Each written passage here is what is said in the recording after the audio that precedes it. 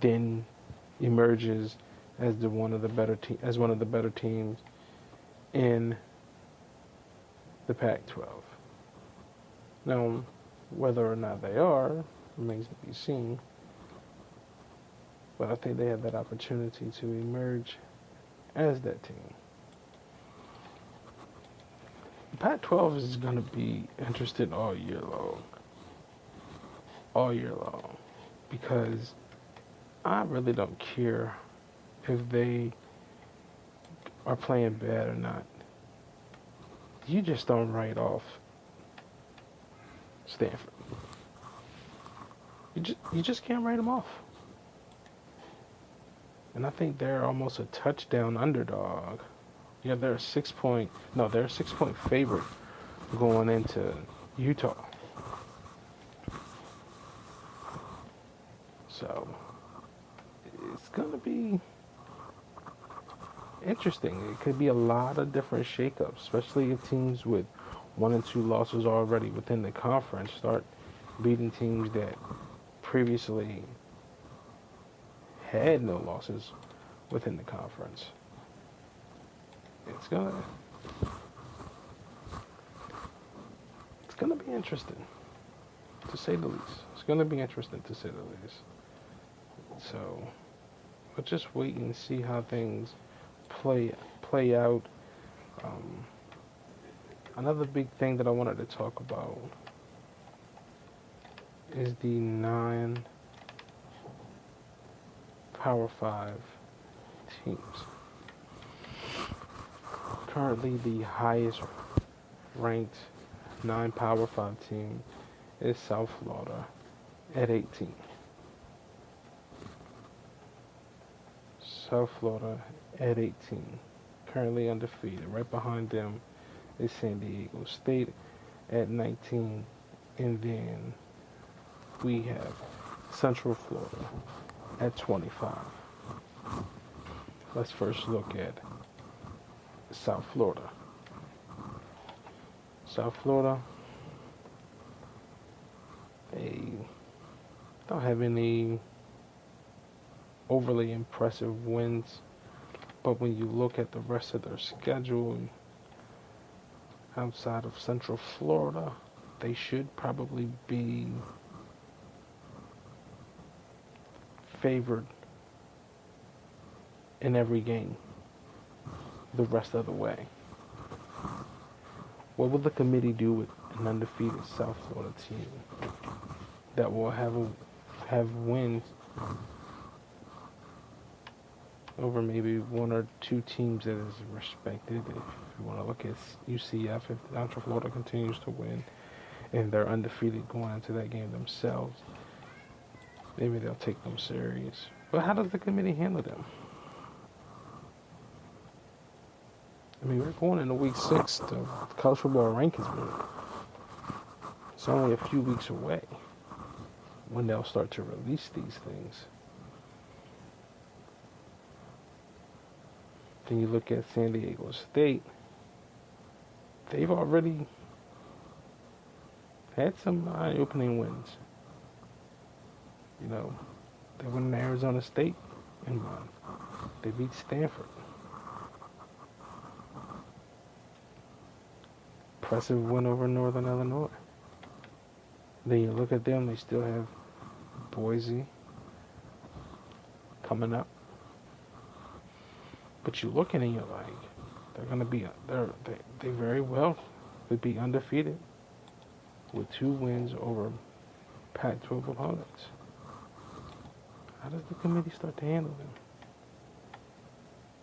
them? UCF, they still have some tough games. They still have to play the Naval Academy. They still have to play SMU. And then they have South Florida. You know, and SMU, no, they're 4-1. They're playing pretty good football themselves. They have a big game at Houston this weekend, and Houston's playing well as well. You know, Houston has 1 loss, and there's a 3-point loss to Texas Tech. That's not a bad loss.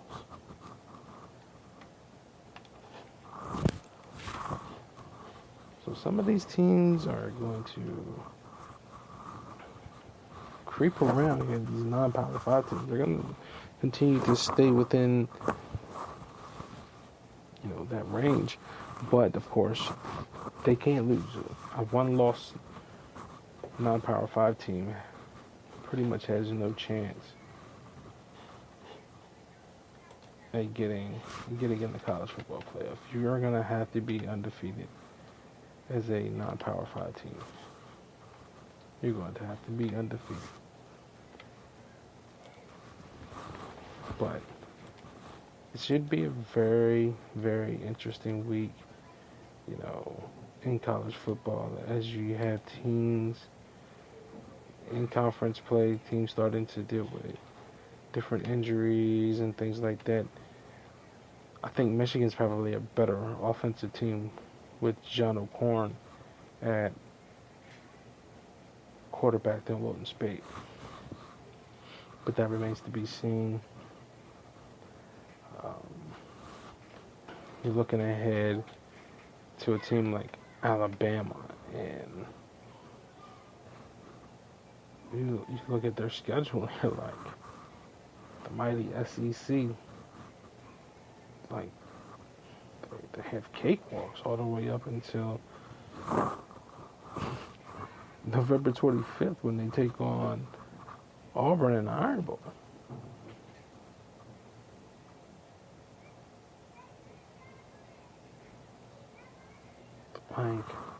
Like I said, we're only a few weeks away from college football rankings the college football playoff rankings, and it's going to be interesting to see how they structure the rankings when you start to look at teams and who they've played, who they haven't played.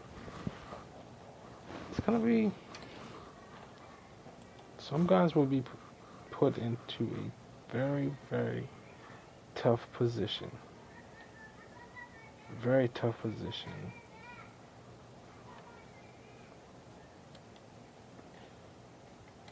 And are we going to start seeing more of the Power 5 conferences playing one another non-conferencely?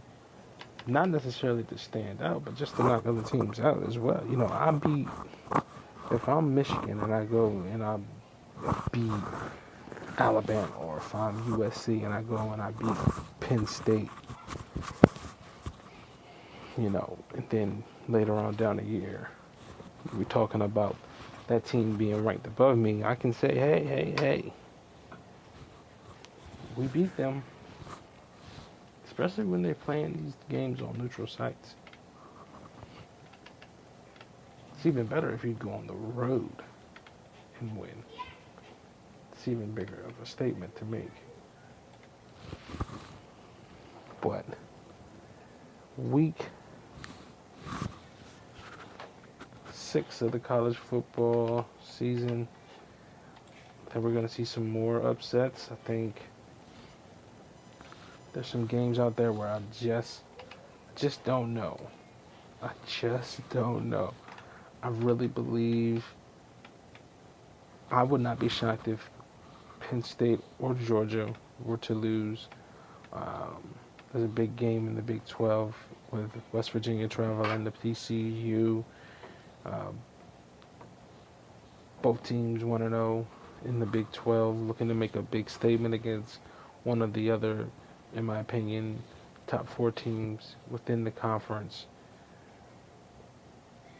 TCU's at home. I expect them to win. Game will probably be played in the upper 30s, low 40s. So it's going to be interesting to see how things work out in that game. Also, looking here, another tricky game within the teams not considered. They're not a Power 5 team because they don't belong to a conference, but they're a Power 5 program, and that's Notre Dame. They travel to North Carolina. North Carolina has struggled Outside of the one against Old Dominion, they have struggled. They've looked mediocre at times, and then other times they've looked pretty good.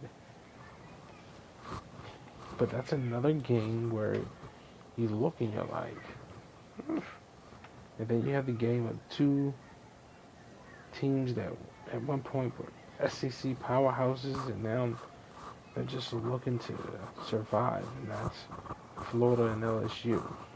How does LSU respond to being embarrassed on their home field by Troy a week ago? They get to leave the comfort of their own stadium and travel to Gainesville and take on the Gators. Let's just go take it out on Florida, what Troy did to us. That would be the mentality. I think that is going to be their mentality, and I think they are going to go into Gainesville and show everybody who they truly are. And if they don't, I would not be shocked if people start calling for Coach O's job.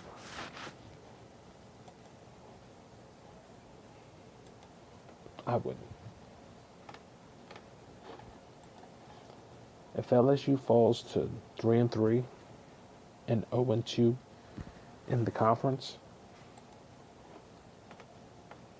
and then they have to host Auburn next year, where they'll probably be at least a touchdown underdog at home against Auburn, and they still have to travel to Tuscaloosa.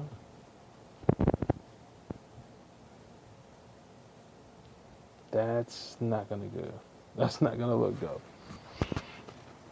That is not a good look for Coach O in his first full season as the head coach.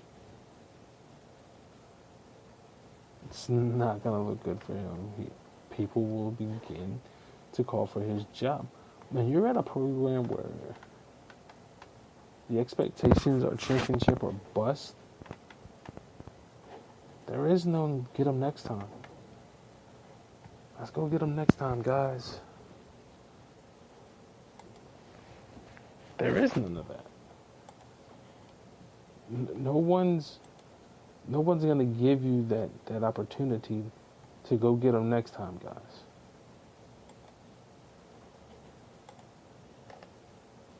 That is not what that's not what they're about.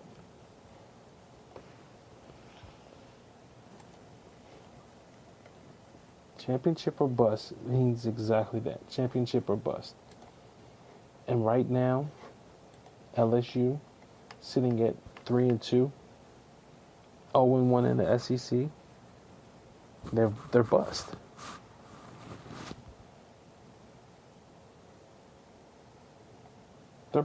They're bust.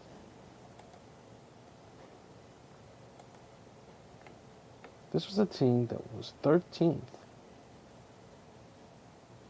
in the preseason. 13th. In the AP, they were 12th in the coaches poll. So the press thought they were the 13th best team in the country. And the other coaches, granted a lot of them don't watch a lot of football and film on their own opponents that they're not going to play, but they felt as though they were the 12th best team coming into the season. And now they're unranked and more than likely going to have at least 4 losses. At least 4 losses. Then you look at Tennessee.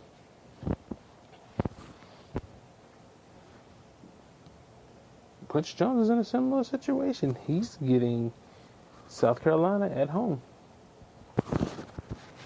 If you lose that game, you fall to 3-3, and then you're traveling to Tuscaloosa next week.